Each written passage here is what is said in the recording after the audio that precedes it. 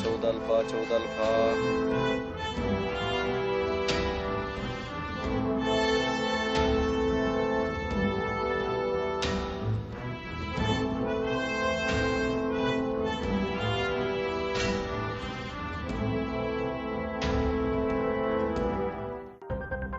12 November 2021 वेळ दुपारी 4 वाजता स्थळ गडचिरोली पोलीस मुख्यालय। गडचिरोली पोलीस मुख्यालयात एक फोन वाजला। काहीतरी महत्त्वाची बातमी समोरून मिळाली। क्षणाचाही विलंब न करता C60 चे 300 कमांडो मिशनसाठी मार्गस्थ झाले।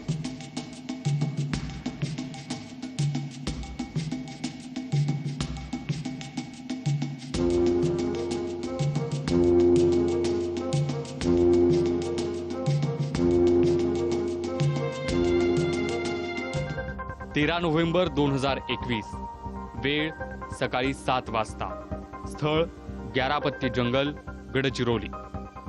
13 नोव्हेंबर 2021 शनिवारी सकाळी वृत्तवाहिनीवर बातमी आली, C60 जवानांच्या सर्जिकल स्ट्राईक मध्ये 26 नक्षलवादी मारले गेले, ज्यात जहाल नक्षलवादी मास्टर माइंड मिलिंद तेलतुंबडे चकमकीत मारला गेला। 13 नोव्हेंबर 2021 हा दिवस माओवादी कधीच विसरणार नाहीत। माओवादी सेंट्रल कमिटीचा मोठा नेता, जो नक्षलवाद्यांचा मास्टर माइंड होता, भीमा कोरेगाव मधील दंगलीचा मुख्य आरोपी मिलिंद तेलतुंबडे हा एन्काउंटर मध्ये मारला गेला। खरं तर या कारवाईत मोठा धोका होता, पण हा धोका C60 जवानांनी स्वीकारला आणि 26 माओवाद्यांचा खात्मा केला। 50 लाखांचं बक्षीस असलेल्या 6 सुरक्षा लेअर असलेल्या मिलिंद तेलतुंबडेला कंठस्नान घालण्यात C60 जवानांना यश आलं। माओवाद्यांच्या बालेकिल्ल्यात घुसून जवानांनी धाडसी कारवाई करत विजयश्री संपादित केलं। या घटनेला 3 महिन्यांपेक्षा जास्त कालावधी उलटून देखील नक्षलवादी या धक्क्यातून स्वतःला सावरू शकलेले नाहीयेत। यावरून अंदाज येईल की C60 जवान किती शूर आणि पराक्रमी आहेत, आणि ह्याच C60 जवानांच्या पराक्रमाचा ग्राउंड रिपोर्ट आज आपण पाहणार आहोत या स्पेशल रिपोर्ट मधून। नमस्कार, मी उदय तिमांडे। आज आपल्याला घेऊन आलेलो आहे नक्षलवाद्यांच्या जंगलात, म्हणजे गडचिरोली जिल्ह्यात। याच गडचिरोली जिल्ह्याला निसर्गानं नैसर्गिक साधन सामुग्री सोबतच नदी नाले आणि हिरवागार बगीचा असलेली पहाड दिलेले आहे। मात्र या जिल्ह्याला गेल्या 30 वर्षापासून लागलेलं आहे नक्षलवादाचं ग्रहण। ज्या पद्धतीनं देशाच्या सीमा सुरक्षित ठेवणं आवश्यक आहे, त्याचप्रमाणे देशांतर्गत नक्षलवाद नियंत्रित करणं किंबहुना तो संपवणं हे देखील तितकंच गरजेचं आहे। 14 बॅक पायलटला सांगा समोर डिस्टन्स घेऊन चालत समोर कंटिन्यू करा। देशाच्या सीमा सुरक्षित ठेवताना शत्रू कोण हे ठाऊक असतं, मात्र देशांतर्गत असलेला नक्षलवादी हे आपलेच नागरिक असतात आणि हेच लोक देशाविरुद्ध शस्त्र हातात घेतात। त्यामुळे देशाच्या अंतर्गत सुरक्षेचा मुद्दा अधिक गंभीर होतो। नक्षलवाद्यांना त्यांची जागा दाखविण्याचं काम करतायत महाराष्ट्र पोलिसांचाच एक भाग असलेला कमांडो 60।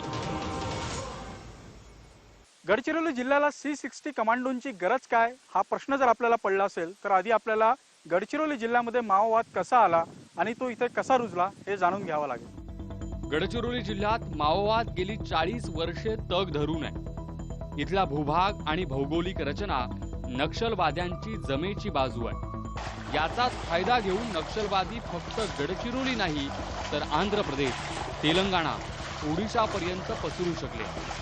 माओवादी संघटना आपला विस्तार सहसा दुर्गम आदिवासी भागात करतात। महाराष्ट्रात गोंड, माडिया या आदिवासी बहुल भागात माओवादी संघटना काम करते। भारतात माओवादाची किंवा नक्षलवादाची सुरुवात पश्चिम बंगालमध्ये 1960च्या दशकात झाली। माओवाद्यांना नक्षलवादी असंही म्हणतात।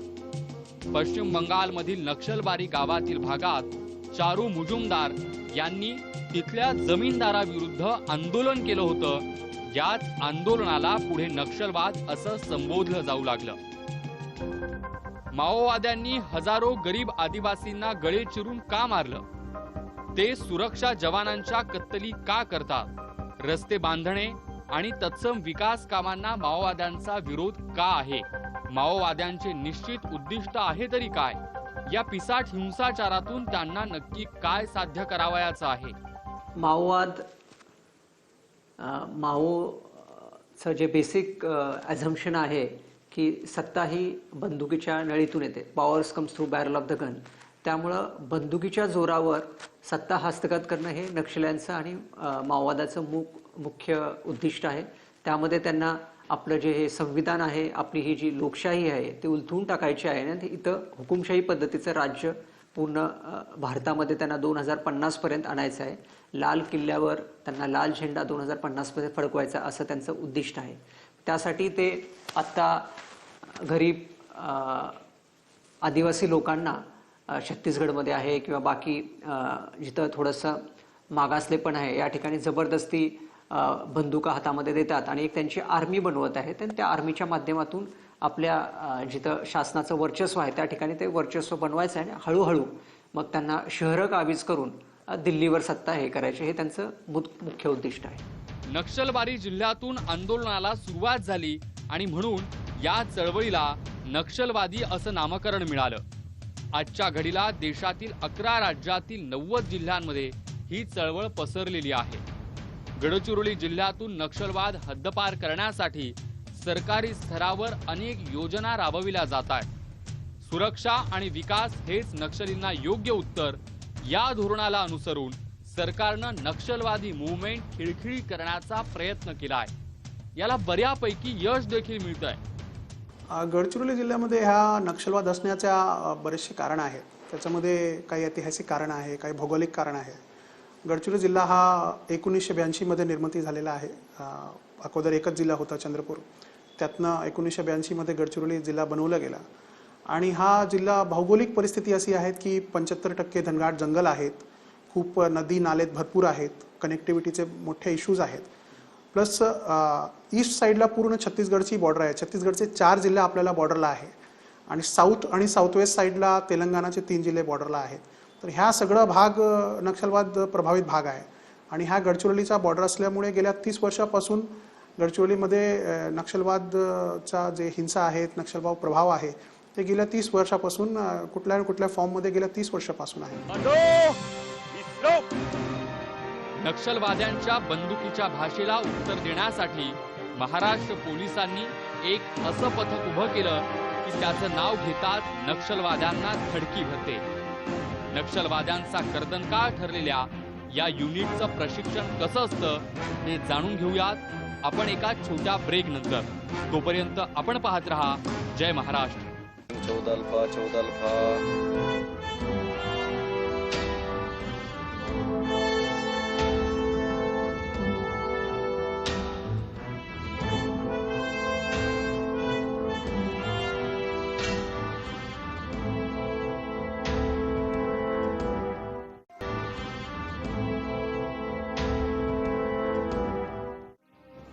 गडचिरोली जिल्ह्याचे विभाजन झाल्यापासून नक्षल कारवायांमध्ये वाढ झाली. म्हणून नक्षल कारवायांवर प्रतिबंध घालण्यासाठी 1990 साली तत्कालीन पोलीस अधीक्षक KP रघुवंशी यांनी C60 ची स्थापना केली. तेव्हा C60 मध्ये फक्त 60 सक्षम आणि विशेष कमांडोंची नेमणूक करण्यात आली. या दलासाठी स्थानिक आदिवासींना भरती करण्याचं धोरण स्वीकारण्यात आलं. त्यावेळी 60 जणांच्या पथकाला मान्यता देण्यात आली होती. त्याचं C60 असं नामकरण झालं. पुढे त्यात भर पडत गेली आणि नक्षलवाद्यांचा बिमोड करणारं महत्वाचं दल अशी त्याची ओळख तयार झाली. C60 पथकाला यापूर्वी ट्रॅक कमांडो या नावानं सुद्धा ओळखलं जायचं. C60 ही आपली स्पेशल अँटी नक्षल फोर्स आहे. देशामध्ये वेगवेगळ्या स्पेशल फोर्सेस आहेत, ग्रेहाउंड्स आहेत, असं DRG आहे छत्तीसगडमध्ये. तर C60 ही एक 30 लोकांची एक पार्टी असते. त्याला सब इन्स्पेक्टर असतो आणि त्या पार्टीचे लोकलच सगळी मुलं आहेत. त्यांचा कमांडर पण लोकलच असतात, ASI किंवा हेड कॉन्स्टेबल रँकचे. आणि त्यांना टेरेनचं चांगलं नॉलेज आहे. त्याचबरोबर आपण टॅक्टिक्समध्येही चांगलं ट्रेनिंग झालेलं असतं. त्यामुळे ही एक बॅटल हार्डी टीम आहे आणि ज्यांनी कंटिन्युअसली चांगले ऑपरेशन्स केलेले आहेत आणि आपल्याला चांगले रिझल्ट C60च्या माध्यमातून मिळालेले आहेत. C60 पथके मुख्यालय इथं रिझर्व्ह असताना शारीरिकदृष्ट्या सक्षम राहण्यासाठी दररोज सकाळी शारीरिक व्यायाम, कवायत आणि सांघिक खेळ खेळले जातात. तसंच त्यांना नक्षल विरोध अभियान राबविण्यासाठी वेळोवेळी नक्षल टॅक्सीज बद्दलची माहिती दिली जाते. त्यांना नैतिक आणि मानसिक मनोबल वाढवण्यासाठी मोटिवेशन लेक्चर, कमांडो मूव्हीज दाखविण्यात येतात. सध्या या पथकात 1000 जवान आहेत. त्यांना गनिमी युद्धनीतीचं प्रशिक्षण देण्यात येत आहे. प्रगत शस्त्र पुरवली जात आहेत. तसंच त्यांना बढती आणि बक्षिसं देखील दिली जात आहेत. जसं मी सांगितलं की हा नक्षलवाद विरोधी अभियान करणे म्हणजे हा एक स्पेशलाइज्ड टास्क आहे आणि C60 एक कमांडो फोर्स आहे. कमांडो फोर्सला नेहमी फिजिकली फिट ठेवणे, वेपन्सच्या ट्रेनिंग ठेवणे, नवीन नवीन टेक्नॉलॉजीजचा ट्रेनिंग ठेवणे, टेरेनचा जॉग्रफीचा ट्रेनिंग ठेवणे, ह्या सगळं आम्ही करत असतो. त्याशिवाय त्यांना एक्सपिरियन्स असल्यामुळे, जास्त एक्सपिरियन्स असल्यामुळे अभियानचा, ते बॅटल हार्डन्ड फोर्स आहे आणि म्हणून जास्त चांगल्या प्रकारे ते अभियान करत असतात. C60च्या जवानांच्या पथकात स्थानिक आदिवासींचा समावेश करण्यात आला आहे. त्यांना स्थानिक भाषा, लोकसंस्कृती आणि भूभागाची योग्य माहिती असते. परिणामी गनिमी युद्धतंत्रात त्या महत्त्वाच्या ठरतात. त्यांच्या प्रशिक्षणात अतिशय खडतर अशा गोष्टींचा समावेश आहे. जंगलात कोम्बिंग ऑपरेशन राबवित असताना नक्षलवादी घनदाट जंगलाचा पुरेपूर फायदा घेतात. शत्रू कुठे आणि कसा आहे याचा अंदाज देखील येत नाही. इतक्या घनदाट जंगलात शत्रूचा सामना करायचा असेल तर शारीरिक प्रशिक्षण असणं, त्याचा नियमित सराव असणं हे देखील तितकंच महत्त्वाचं आहे. C60 पथकाला अतिदुर्गम, संवेदनशील आणि पहाडी भागात ऊन, वारा, पाऊस, दिवस आणि रात्र येणाऱ्या आव्हानांचा समस्येला तोंड द्यावं लागतं, सामना करावा लागतो. शारीरिक आणि मानसिकदृष्ट्या सक्षम राहण्यासाठी त्यांना उच्च, विशेष आणि आधुनिक तंत्रज्ञानाच्या पद्धतीचं विविध राज्यातील प्रशिक्षण संस्थांमध्ये या जवानांना अतिशय खडतर प्रशिक्षणासाठी greyhound Hyderabad, NSG, Manesar Haryana, Hazaribagh, Kanker, UOTC Nagpur या ठिकाणी पाठवलं जातं. महाराष्ट्र पोलिसांचंच एक युनिट असलेलं C60 म्हणजे कमांडो 60 कठोर प्रशिक्षण, बदललेली व्यूहरचना आणि अत्याधुनिक शस्त्राच्या बळावर टार्गेट करून नक्षल्यांच्या थेट तळावर हल्ला करतात आणि अपेक्षित यश मिळवतात. हे मनाला जितकं सोपी वाटतं तितकंच फील्डवर नक्षल्यांचा सामना करणं कठीण असतं. स्क्रीनवर दिसत असलेली ही दृश्य बघून आपल्याला अंदाज येईल की कमांडोचं प्रशिक्षण आणि जीवन किती खडतर आहे. पाठीवर 15 ते 20 किलो वजनाची बॅग, ज्यात जीवनावश्यक वस्तूंचा समावेश आहे. 10 किलोची अत्याधुनिक बंदूक, पायात असलेले वजनदार बूट आणि स्वतःचं वजन, असं जवळजवळ 120 ते 150 किलोचं वजन घेऊन हे कमांडो शारीरिक कसरत करतात. यामुळे शारीरिक मजबूती तर मिळतेच, मात्र सोबत शत्रू सोबत लढताना कुठल्या अडचणी येऊ शकतात याचा अंदाज देखील कमांडोला येतो. त्यामुळे हे प्रशिक्षण कमांडोच्या जीवनातील अविभाज्य अंग ठरते. सकाळी 6 वाजता दिवसाची सुरुवात झाल्यानंतर ट्रेनिंग सेंटरवर येऊन 5 किलोमीटर धावावं लागतं. त्यानंतर विविध प्रकारच्या कसरतींचा सराव सुरू केला जातो. C60ला आपण सगळ्या जे लेटेस्ट वेपन्स आहे ते देण्याचा प्रयत्न करतो. त्याच्यामध्ये आपल्याकडे स्टेटने अवेलेबल करून दिलेले वेपन्स आहे. बाकी पोलीसच्या कंपॅरिझनमध्ये म्हणजे आपण पोस्ट पार्टी जे आपले आहे त्याच्या कंपॅरिझन केलं तर जवळजवळ सेमच वेपन आहेत. पण ह्यांची ट्रेनिंग आणि ह्यांचा माइंडसेट आणि ह्यांचा ह्या स्पेशलाइज्ड हे असल्यामुळे ते जास्त प्रभावी अभियान करू शकतात. पोस्ट पार्टी पण अभियान करते आणि पोस्ट पार्टी बरोबरच आपली SRPF आहे, आपली खूप चांगली एक स्टेट रिझर्व्ह पोलीस फोर्स जे आर्म्ड फोर्स आहे ते पण अभियान करतात. त्याशिवाय 5 बटालियन्स इथं आपल्याकडे CRPFचे पण आहेत, ते पण अभियान करत असतात. शारीरिक प्रशिक्षणाबरोबरच मानसिक तंदुरुस्त कसं राहायचं आणि जंगलात कशा पद्धतीनं जीवन जगायचं याचं प्रशिक्षण देखील कमांडोला दिलं जातं. आता वेळ झाली एका ब्रेकची. 14 अल्फा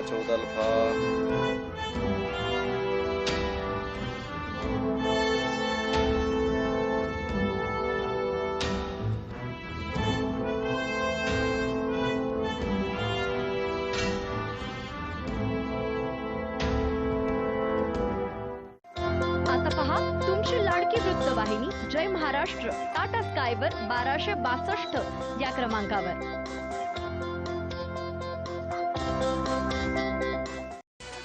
झटपट रेसिपीज पहा फक्त जय महाराष्ट्र वाहिनीवर, त्याच दिवसाची प्रत्येक सणांची झटपट रेसिपीज। 14 अल्फा 14 अल्फा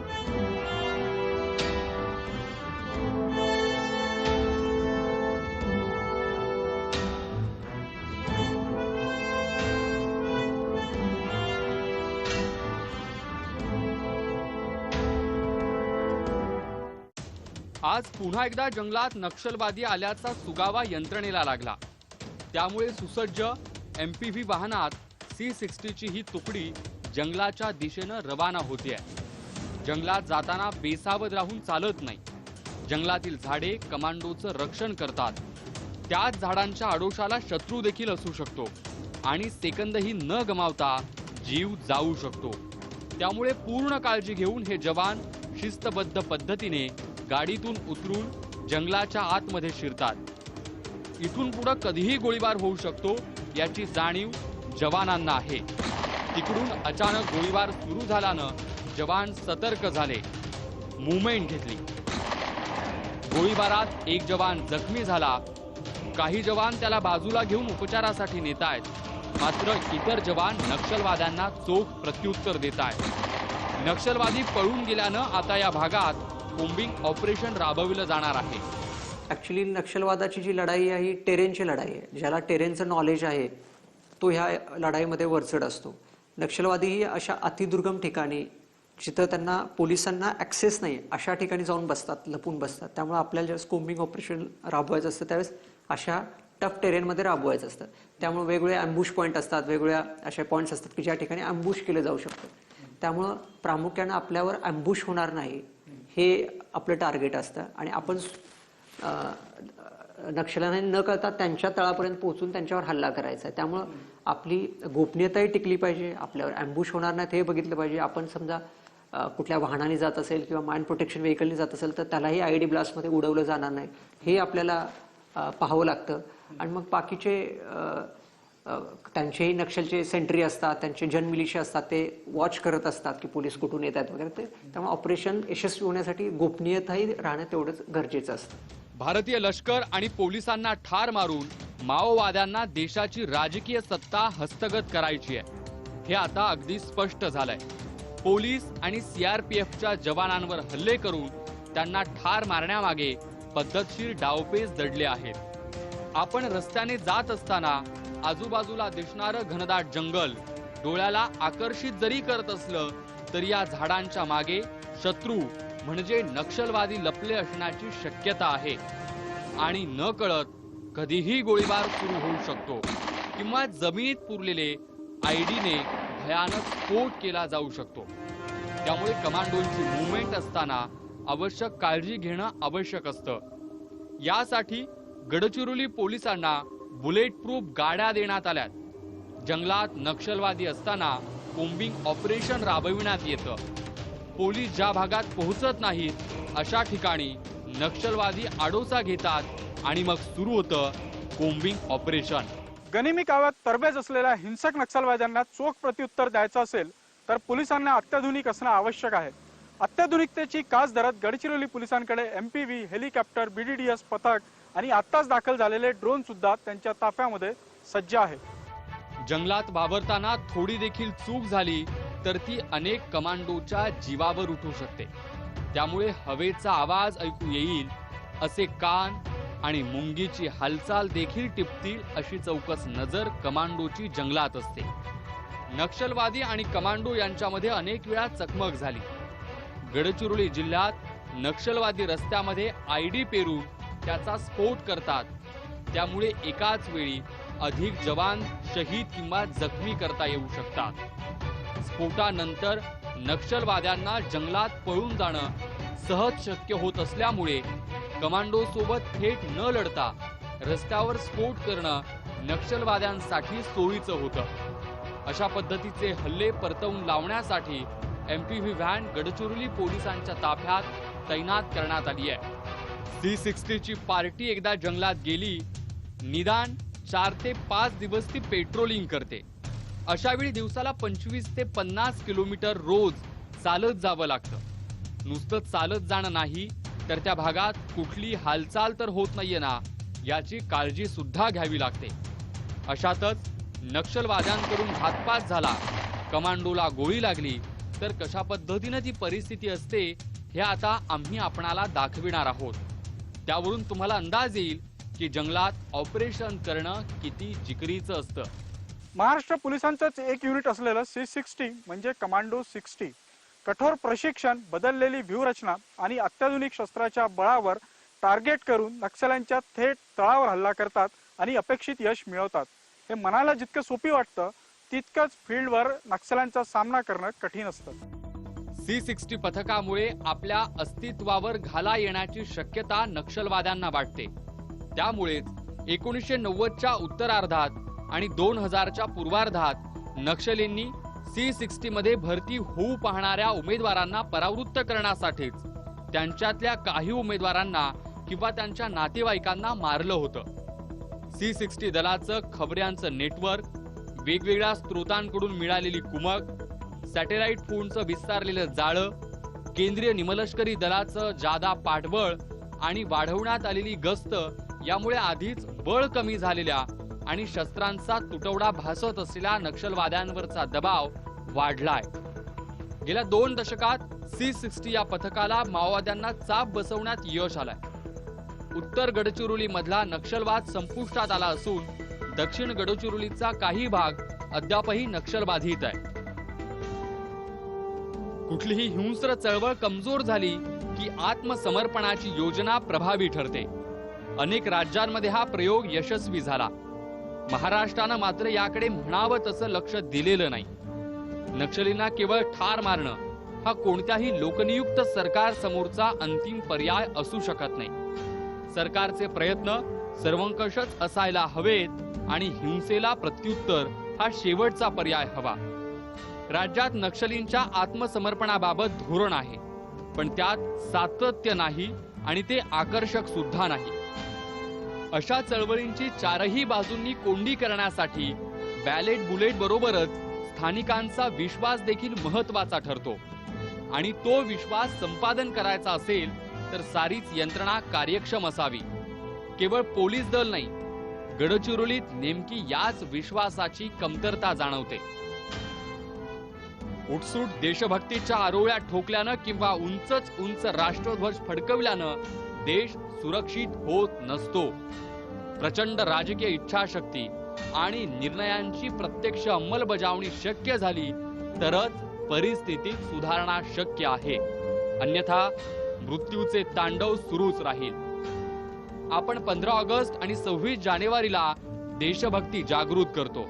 फक्त नारे देऊन, गाणे म्हणून देशाच्या सीमा किंवा देशांतर्गत विरोधी यापासून लढता येणार नाही याची जाणीव प्रत्येक भारतीयांना होणं आवश्यक आहे.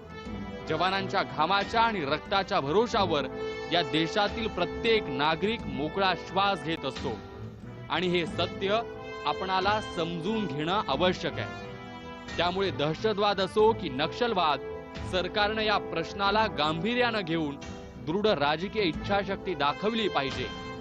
ध्येय प्राप्तीसाठी निश्चित कोणता मार्ग अवलंबला जाईल याबाबत माओवादी म्हणतात, शस्त्रबळावर राजकीय सत्ता ताब्यात घेणं, सत्ता प्राप्तीचा विषय युद्धाद्वारे निकाली काढणं हेच आमचं उद्दिष्ट आहे. या उद्दिष्ट प्राप्तीसाठी एक माओवादी लष्कर उभारून युद्धाद्वारे भारतीय लष्कर, पोलीस आणि संपूर्ण प्रशासन व्यवस्था नष्ट करणं हेच माओवादी क्रांतीचं मुख्य लक्ष्य आहे. चीनच्या माओवादी क्रांतीचा मार्ग हा त्यांचा मार्ग आहे आणि तो मार्ग प्रदीर्घ असल्याचं ते नक्षलवादी सांगतायत.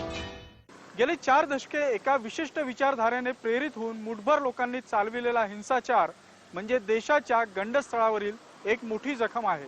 एकमेकांना मारण्याच्या या घातक प्रथेतून बाहेर निघायचं असेल तर सरकारला आताच यावर गंभीर विचार करावा लागेल. अन्यथा हिंसेचा हा खेळ असाच अविरत सुरू राहील आणि यातून हाती काही लागणार नाही. 14 अल्फा